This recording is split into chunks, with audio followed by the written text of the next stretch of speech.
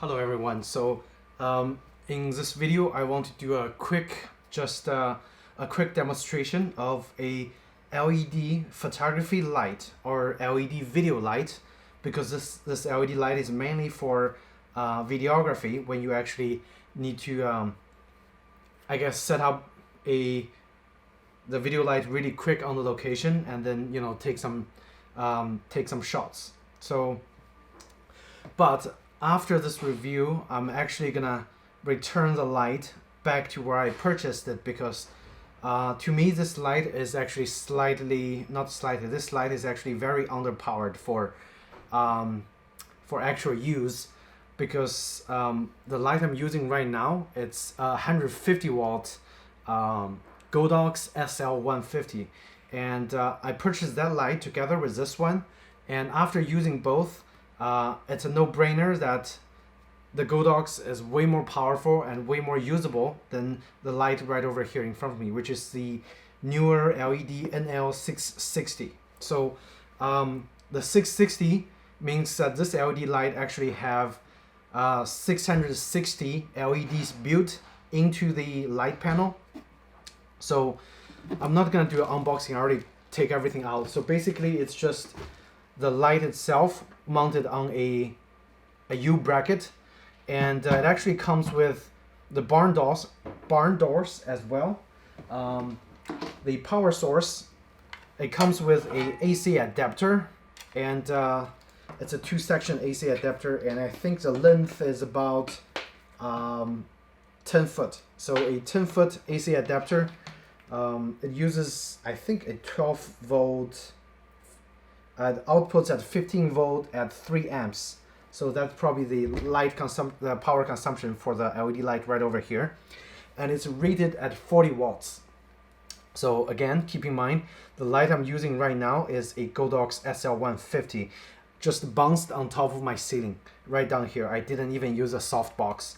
The setting I'm using on the camera is 1/50th of a second f2.8, and so in a little bit, keep this setting in mind, and I'm gonna actually put this light on, and then we're gonna do a SAM test and see how the brightness difference there is compared to the Godox 150. Okay, so now just gonna show you guys quickly what this light looks like, because it's 660 LEDs built inside, and it have 330 LED that's daylight balanced, and 330 that's tungsten or like warm light balanced.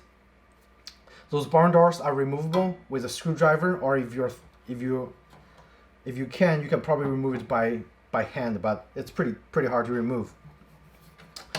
The barn door, when in use, it's not that much useful, and when you actually, if you don't extend the barn door all the way, it actually have a limited light output, or I would say reduced light output, because again the LED light itself is not powerful enough. So unless you want to use a more concentrated light or a spotlight in some way, you can use a barn door. Otherwise, I would suggest just leave the barn door fully open, or actually just don't bring the barn door at all.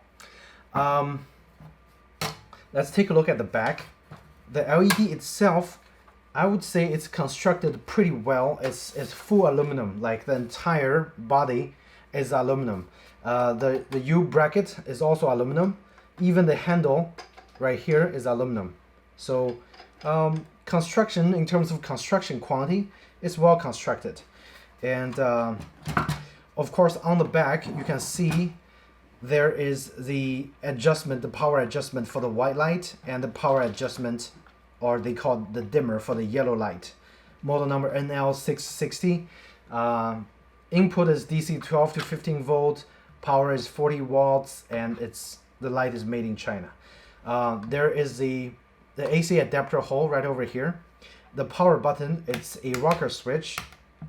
So if you put it on 1, it actually goes to battery power. If you have those standard, like I think Sony batteries, you can use those battery pack and just plug it in here. I think you need 2 batteries to power it, because each battery is 7.2 volt. So you put two batteries in, it's about 14 volt output. So there's an option to use the battery, which is quite nice for especially on location shoot where power source is not an option.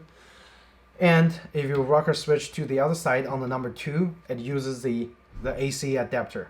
It looks like this little diffuser panel inside, the white diffuser panel, is also removable. So if you actually, I don't want to remove it because I think it actually diffuses quite nicely with the diffuser light on. So I'm gonna leave it on there. Let's see. But again, it's very hard to reach if you have the barn door attached. So also keep that in mind. Again, I'm not gonna take the barn door off because I'm gonna be returning the unit. And I actually bought this one as a set. I think it comes with 2 lights and 2 of the kind of small like stand, which are already packed and ready to be shipped back. So keep in mind of the setting that I'm using on my Godox 150, which I have it turned to 50% of the power, which I guess uses about 75 watts of the light output. I'm gonna actually put this light up, and then you guys can take a look and see if there's a difference between the power output of both lights. The only reason I don't like this light is because it's underpowered for what I need when I'm actually taking videos. Okay. All right, so now we're just testing the light output, and again in comparison, over there is a Godox SL-150. The actual setting for the camera, I think I had it set at ISO 400. I forgot to mention the ISO earlier. ISO 400 f2.8 and at 1/50th of a second. The light is bouncing on top of my white ceiling. I didn't use a softbox or a diffuser. It's just bouncing the light. That's why you don't see much cast shadows anywhere. And this is actually at the 50% of the setting for the Godox SL-150. And now I'm gonna turn off this light, and I'm gonna put back up the Neewer NL660 LED light, and then we're gonna give it another test.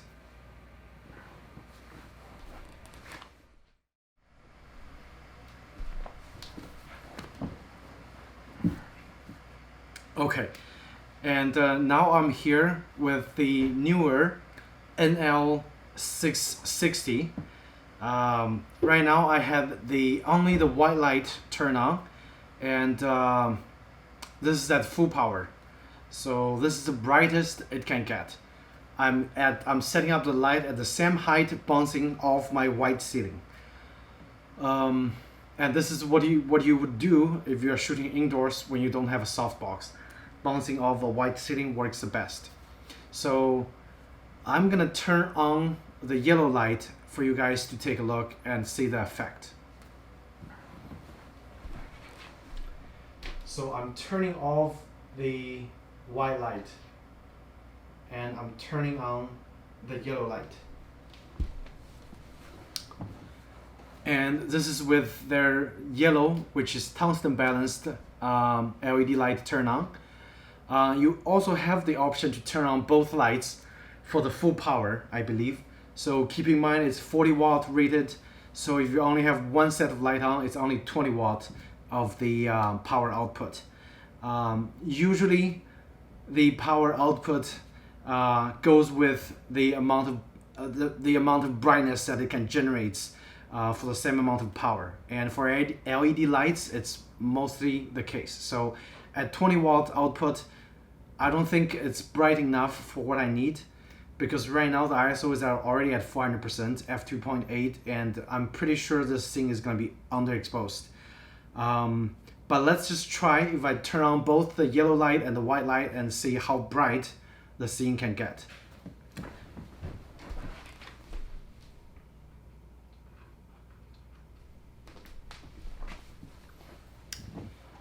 And this is with both lights turned on. So as you can see, it's brighter for sure, but it's still not as bright as I would like to be able to set up a scene properly for even for indoor use. So that is the reason I'm returning this light. But if you actually just need a light for very close-up work, you don't have to have the light, at least right now it's about 6 foot away. I think the light would work. So for that, just for fun, I'm gonna have the light actually shining directly onto me, and then you guys can take a look and see how the light performs at a specific setting.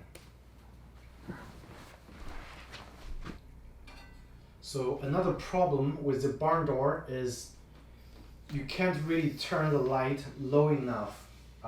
You can't really turn the light at an angle, like angled down. So I have to actually lower my stand for the light to be able to come down to this level.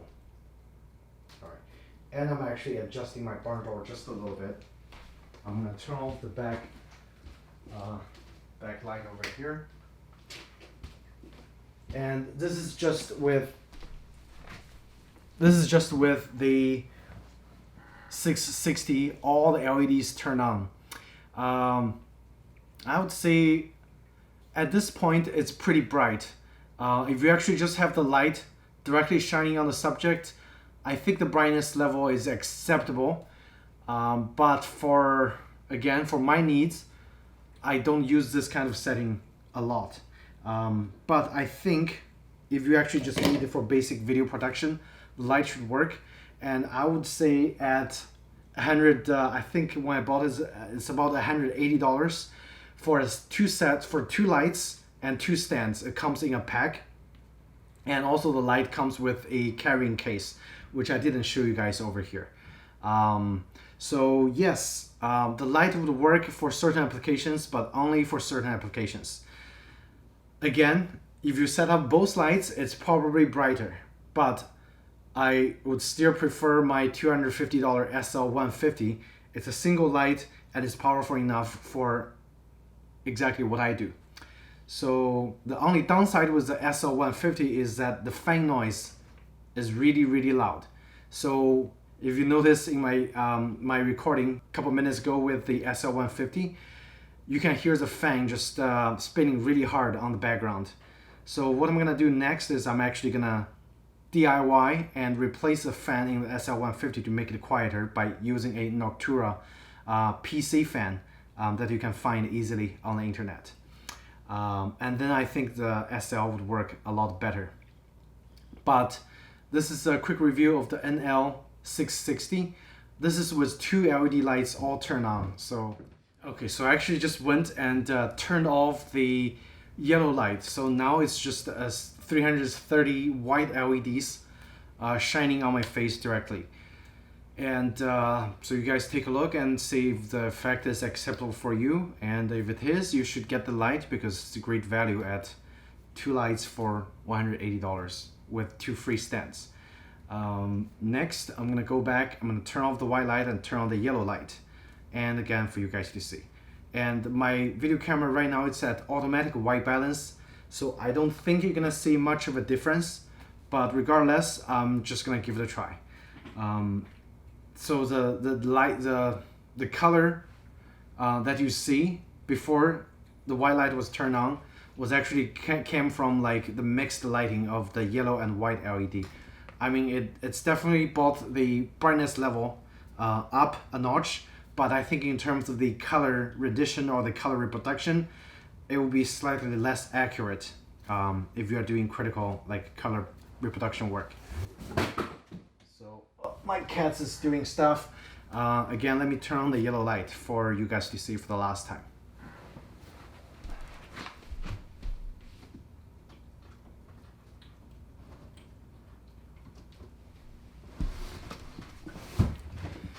And this is with the yellow light.